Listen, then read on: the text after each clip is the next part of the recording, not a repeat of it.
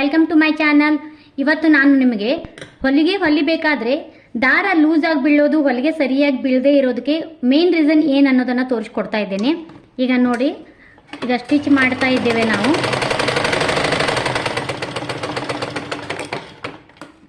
ಈಗ ದಾರ ಎಳೆ ಜಗ್ಗಿದಾಗೆ ಬಂದಿದೆ ಮತ್ತು ಹಿಂದಿನ ದಾರ ನೀಟಾಗಿ ಬಂದಿಲ್ಲ. ಇದಕ್ಕೆ ಏನು ಮೇನ್ ರೀಸನ್?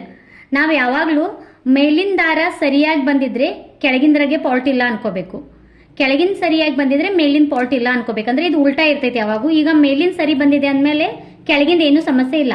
ಅರೆ ಕೆಳಗಿಂದು ಸರಿ ಬಂದಿಲ್ಲ ಅಂದಮೇಲೆ ನಮಗೆ ಈ ಮೇಲಿಂದ ದಾರದಲ್ಲೇ ಮಿಸ್ಟೇಕ್ ಇದೆ. ಏನಾಗಿದೆ ಫಸ್ಟ್ ನಾವು ಚೆಕ್ ಮಾಡ್ಕೊಳ್ಬೇಕಾಗಿದ್ದು, ಇಲ್ಲಿಂದ ಈಗ ದಾರ ಪಾಸ್ ಮಾಡ್ಕೋತೀವಲ್ಲ, ಇಲ್ಲಿ ಸಣ್ಣ ಒಂದು ಚುಂಗು ಸಿಕ್ಕೊಂಡ್ರು ಸಾಕು. ಇದು ಇಲ್ಲಿ ಸಿಕ್ಕೊಂಡಿದೆ, ಇದಕ್ಕಿಂತ ಸಣ್ಣ ಒಂದು 2 ಎಳೆ ಸಿಕ್ಕೊಂಡ್ರು ಸಾಕು, ದಾರ ನಮಗೆ ನೀಟಾಗಿ ಬರೋದಿಲ್ಲ ಹೊಲಿಗೆ. ಈಗ ಇದನ್ನು ತಕ್ಕೊಂಡು ಕ್ಲೀನಾಗಿ ಒರೆಸ್ಕೊಂಡು ಮತ್ತೆ ಇದನ್ನ ಹಾಕೊಳ್ಳೋಣ.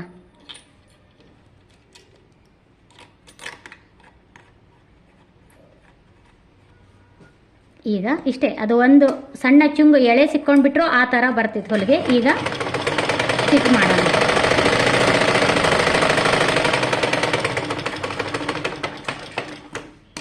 ಈಗ ನೋಡಿ ಹೊಲಿಗೆ ಎಷ್ಟು ನೀಟಾಗಿ ಬಂದಿದೆ, ಹಿಂದೆ ಮತ್ತು ಮುಂದೆ ಎರಡೂ ಸೈಡನ್ನು ನೀಟಾಗಿ ಬಂದಿದೆ, ಎಲ್ಲಿ ಎಳೆ ಜಗ್ಗಿಲ್ಲ ಮತ್ತು ಗಂಟಾಗಿ ಬಂದಿಲ್ಲ. ಈ ಮಾಹಿತಿ ನಿಮಗೆ ಇಷ್ಟವಾದಲ್ಲಿ ಲೈಕ್ ಮಾಡಿ. Thank you.